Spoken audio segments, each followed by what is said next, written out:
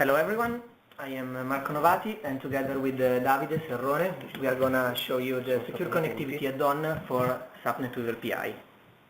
The aim of this session is to get you an overview of these components, but if you are interested in some technical details or some more detailed, information about this add-on, you can check out on Athena. There is a page with all the information you need to know regarding this.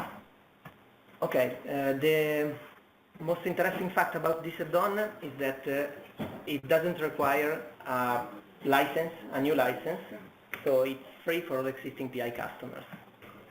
It can be installed starting from PI 7.11, and this add-on includes two different components. The first one is the SFTP adapter, which is a new Java adapter which allows you to connect and get and put files from and to an SFTP server. So it provides basically transport level security. And the other component is the TGP adapter, which is an adapter module you can put in the adapter module chain of any Java adapter on PI, and it provides message level security. Okay, now I will show you the SFTP adapter, and afterwards Davide will take care of the PGP adapter. Let's start with the definition of SFTP. SFTP, it's a secure file transfer protocol over SSH, which provides file access, file management, and file transfer functionalities. There are several different secure file transfer protocol around, and unfortunately they are named in a very confusing way, and which makes it difficult to distinguish one from the other. So now I will get you an overview of all these protocols, just to make it easier to distinguish between them, which is which. Okay, the first one, which is the oldest one, is for sure FTP, File Transfer Protocol, which is a network protocol which allows you to transfer one file from one host to another. It's based on a client-server architecture, and it uses two separate connections, one for the control and the other one for data transfer. The main issue with the FTP adapter is the security. It was not designed to be a secure protocol. So everything is exchanged in clear text. So you can imagine that username, password, any data, any comments can be easily read by anyone who is able to perform packet capturing over the network. To overcome this problem, there are two extensions of the FTP protocols, which are FTPS and FTP over SSH. FTPS is an extension of FTP which adds the support for SSL via X509 certificates. The other one is, so FTP over SSH is basically a tunneling of a standard FTP session over an SSH connection. The main problem with these two extensions is that since all the data is encrypted, the firewall cannot determine which is the port number of the data connection negotiated between the client and the server in the initial phase. So it will block the connection through this port. So you can immediately imagine that it's not an easy task to configure the firewall. SFTP instead is not an extension of FTP, but rather a brand new protocol designed from scratch. It's a secure file transfer protocol via SSH, which allows you to transfer files from one host to another. The main most important feature of SFTP is that it's more, we can say, firewall friendly, because it just uses one port which has to be opened through the firewall. And this port will be used for all SFTP communication. So initial authentication, any command issued, and also any data transfer. This adapter allows you to connect via SFTP. The authentication mechanism are two. The first one is the standard one, so user and password authentication, but the most interesting one is the certificate-based authentication.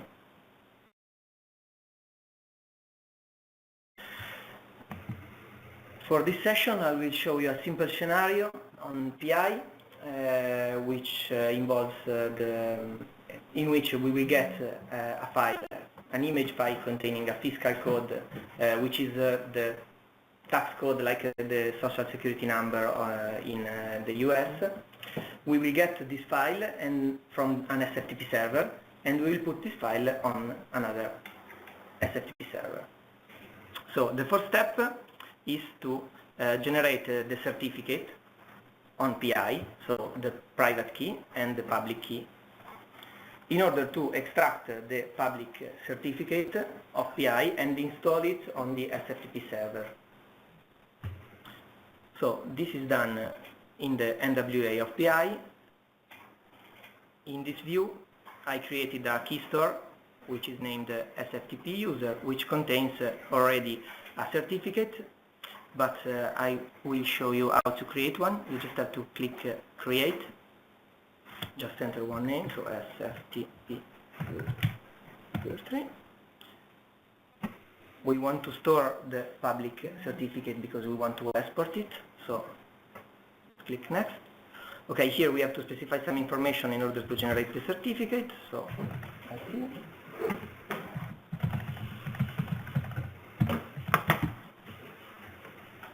Okay, and as you can see, a private key and a public certificate is created. Now we have to export this public certificate, so export entry.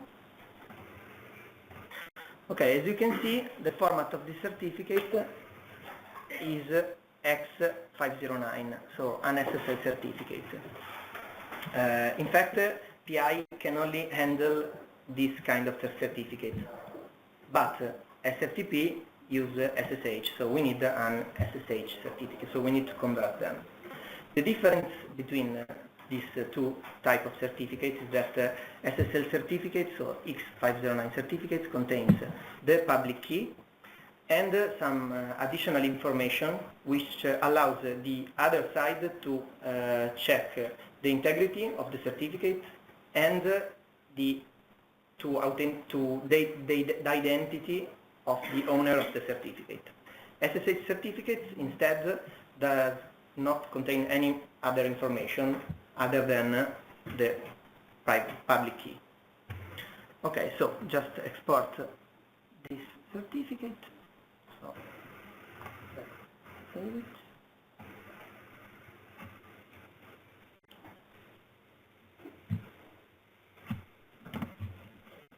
Okay, in order to, okay, as I told you, we exported the private public certificate in a X509. Okay, let's wait one moment. Okay. Okay, now we have to convert the X509 certificate to an SSH certificate. So first we have to issue this command in order to convert the X509 certificate to an OpenSSL based certificate. And then we can convert this kind of certificate to an SSH certificate. After, okay, let's just issue this command. So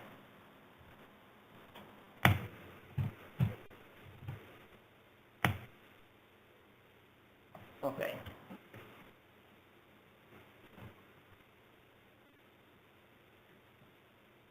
Okay. In the end, we will have this certificate, which is an SSH certificate. To install this on the server, you just need to copy the string and connect to the SFTP server. specifically in the home directory of the user we want to use for the SFTP connection. Here there should be a directory called .ssh, and inside there is a file named authorized keys, and you just need to paste that key, the public key, inside this file. Okay, let's go on PI, so the configuration on PI.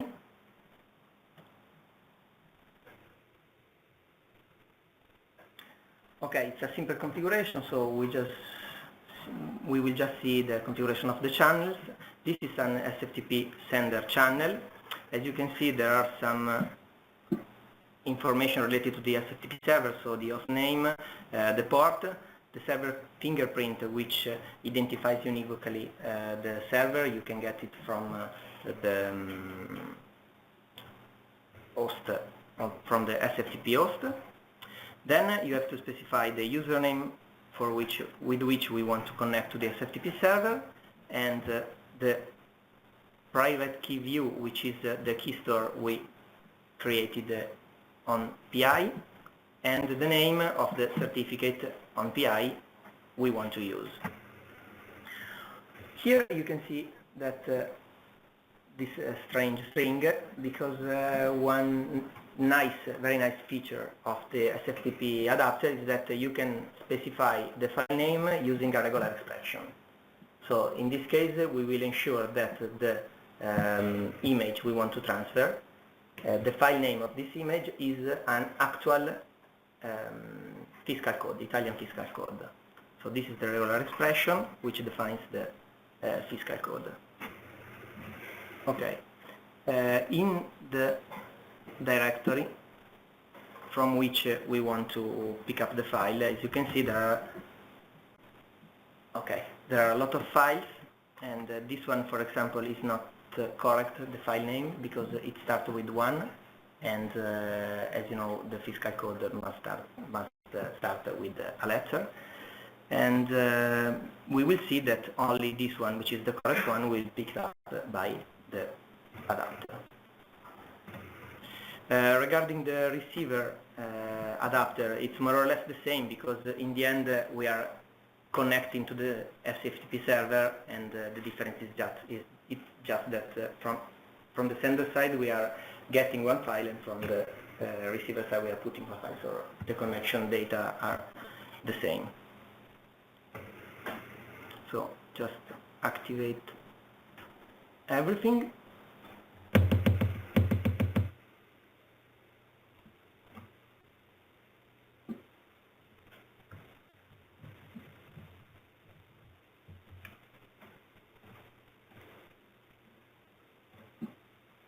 Okay.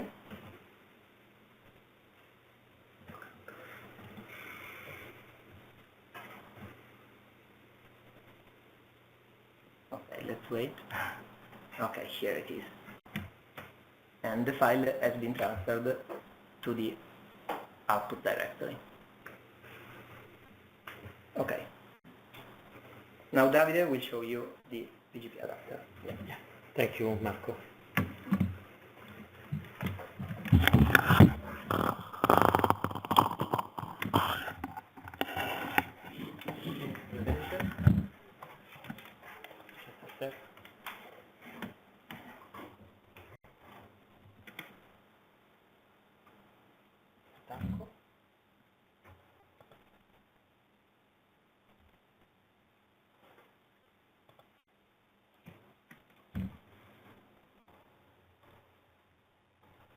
Okay. Hi everybody, this is Davide Serrone speaking. I work in PI team in Ferrero Deutschland, and in this presentation I will show you how to develop 2 simple scenarios to encrypt and sign data using PI file adapter and PGP tools. PGP, which means pretty good privacy, provides cryptographic privacy and authentication through data encryption and decryption. Encryption at PI message level actually will have some performance impact, but on the other hand, PGP performs also compression, so this can reduce the load on the server. In this example, we simulate a file transmission from a system to another. Each of them have their own couple of public and private keys. You use your private key to digitally sign the message, and your partner will use your public key to verify this signature. In addition, you use your partner's public key to encrypt this data, and your partner uses his own private key to decrypt the message. So let's see these two scenarios. Okay, the first start with this simple sender file communication channel that gets this stat file from this folder. We can see this file. Okay, it's a simple plain text, and this file is directly processed in outbound from this receiver communication channel, which actually performs as first step the PGP encryption. These are the parameters used. The first two are not mandatory. You have to specify and enable setting true because by default are set to false. And the other four parameters are mandatory, and the first key root path is used to specify the path where the following keys are stored. So the own private key is the private key of the, let me say, sender system, and the partner public key is the public key of the receiver system in this scenario. This password is related to the private key of the sender system. And you can see that in this path are stored these two keys. Okay, there are also other parameters that you can specify. For example, format. Let's wait. Okay. For example, format to specify if the message has to be transferred as binary or text. ASCII mode to enable this protection, in other words, it's like a translation to ASCII format. And okay, compression is enabled by default, and it's used the zlib algorithm, but you can specify also other type of compression algorithms.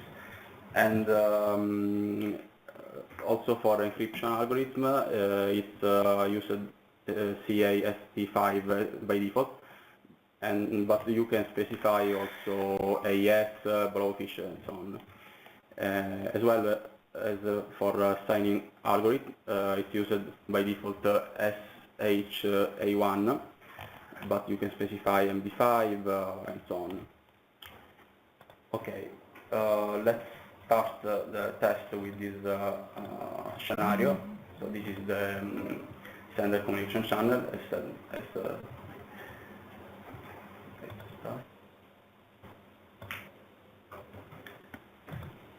Okay, this is the message ID created, and if we open the message directly on the money, we can see the payload that of course is plain because the encryption is performed by the receiver communication channel. Anyway, we can see the encrypted file here, and it's encrypted, of course. Okay. Okay, we can start the other scenario. Okay, the sender communication channel is also in this case a simple communication channel that gets encrypted *60 files, and directly is processed by this receiver communication channel that performs as first step the PGP decryption. Parameters are the same. In this case, it's you have to specify only the mandatory parameters, and of course in this case the own private key is the private key of the second system, and the partner public key is the public key of the first systems. And this passphrase is related to this private key. Okay, we can start the second scenario.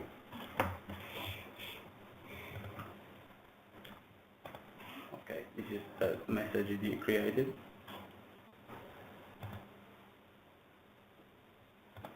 The payload in this case is encrypted because the decryption is performed by the receiver communication channel. I don't know if you can see it. Okay. And here we can see the decrypted file that of course is the same of the start file. Okay. And that's all. If you have any questions.